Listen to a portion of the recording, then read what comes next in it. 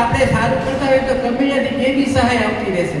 અમે બી એક તમારે જેવું યત્ન કરી રહ્યા છીએ કે ભગવાને અમને થોડું ઘણું આપ્યું છે, તો હવે અમારે સંગીત દ્વારા અમે ચેરિટીનું જ કામ કરી છે. આની ઉપર એક્ઝેક્ટ ઉપર 735 માણસો બેસી શકે એવો સરસ મજાનો હોલ બનાવ્યો છે, હેમુ ગઢવી જેવો છે. એ અમે ફ્રી આપીએ છીએ. એટલે તમારે કોઈ પણ કંઈ એવો મોટો પ્રોગ્રામ કરવો હોય, બિઝનેસ પર્પઝ માટે નહીં, હા ચેરિટી માટે. નિધિ ધોળકિયા ગઈ 25 જુલાઈ પહેલો કાર્યક્રમ ચાલુ કરી દીધો. 25મી જુલાઈએ નિધિ ધોળકિયા અહીંયા પ્રોગ્રામ કરી ગઈ.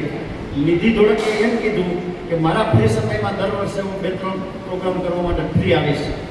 તો આવો કોઈ તમારે મોટો પ્રોગ્રામ કરવો હોય તો બધાને લઈ આવજો. અને એ તમારી ઓફિસમાં કહી દઉં એટલા માટે કે વ્યવસ્થાની ખબર પડે.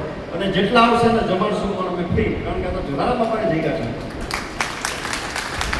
ધીરુભાઈ અમે પણ તમને એમ કે મેલોડીઝ ગ્રુપ છે જે આ બધા ચેરિટીના પ્રોગ્રામો કરે છે, અને તમારું જૂનું સદભાવના હતો ત્યારથી અમે આ પ્રોગ્રામો કરતા આવી છીએ. તો અમે પણ તમને આ જીવન માટે તમે અમને બોલાવી શકશો. તમારે જ્યારે બી એન્ટરટેનમેન્ટ કરવું હોય, જ્યારે કોઈ તમારા મહેમાન આવ્યો હોય, એમ લાગતો હોય કે આપણે ચેરિટીમાં આ બીજી કંઈ ગોઠવવું છે, તો તમે અમને ગમે ત્યારે બોલાવશો, અમે હાજર થઈ જશું. કલ્પના તો કરો કે આવા લોકો છે કે જેને આવા પ્રોગ્રામમાં કોઈથી એન્જોય કરવાનો મોકો જ ન મળ્યો, ક્યાં હોય, કોણ એને ઇન્વિટેશન આપે, કોણ એને આવવા દે, એનું તમે એન્ટરટેન કરી અને ખૂબ મોટો ઉપકાર સંસ્થાઓ પર કરી રહ્યા છો.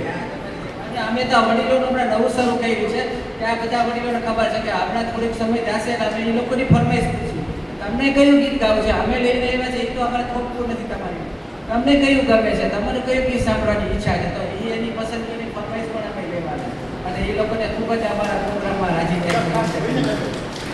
ખૂબ ખૂબ આભાર આપનો ધીરુભાઈ.